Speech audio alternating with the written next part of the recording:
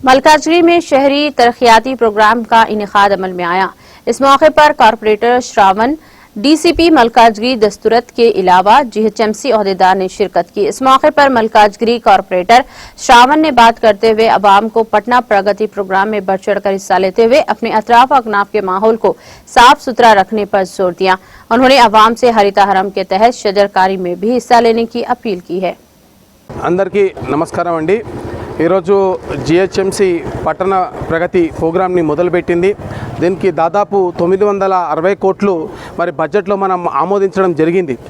దీంట్లో భాగంగా శానిటైజేషన్ మీద మెయిన్గా ఫోకస్ చేసాం। డెబ్రీస్ లిఫ్టింగ్ ఏదైతే ఉన్నాయో ఆ డెబ్రీస్ లిఫ్ట్ చేయడం, మెయిన్ రోడ్ మీద ఎక్కడైతే డెబ్రీస్ ఉన్నాయో ఆ డెబ్రీస్ అన్నింటినీ క్లీన్ చేయడము, మరి గ్రీన్ వేస్ట్ చెత్తలు కొమ్మలు ఎక్కడైతే పడున్నాయో అవి ఉండడము, బేసికలీ మెయిన్గా చెట్ల నుంచి పడే కొమ్మలు, పార్కులో ఉన్న చెత్తని, రోడ్డు మీద ఉన్న డెబ్రీస్ మెయింటెనెన్స్ తీయడంతో పాటు మొక్కలకు కూడా బడ్జెట్ కేటాయించడం జరిగింది। మరి ఇట్లా ఇప్పుడు మీరు చూస్తున్న ప్రదేశం ఇది ఓపెన్ ప్రదేశం అయితే జిహెచ్ఎంసీ ఉందో ఈ జిహెచ్ఎంసీ పక్కన ఇట్లా గ్రౌండ్ కూడా మనం క్లీన్, మీరు చూడవచ్చు ఇక్కడ గ్రౌండ్ అంతా కూడా క్లీన్ చేస్తున్నాం మనము। ఈ పక్కన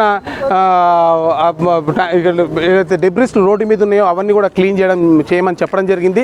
దానిలో భాగంగా ఇక్కడ ఇవన్నీ కూడా గ్రీన్ జోన్ ఇండెక్స్ మనం 33% వెళ్ళాలని కేసీఆర్ గారు చెప్పారు। ఇప్పటి వరకు మనం 0.5% కూడా హైదరాబాద్ నగరంలో చేరలేదు కాబట్టి ఇటువంటి ప్రదేశాలే మనం వాడుకోవాలి। ఇది ప్రభుత్వానికి సంబంధించిన భూమి, ప్రభుత్వానికి సంబంధించిన భూముల పక్కన కాలనీల్లో చెట్ల పక్కన కూడా మనం చెట్లు పెట్టుకోవాల్సిన అవసరం ఉంది।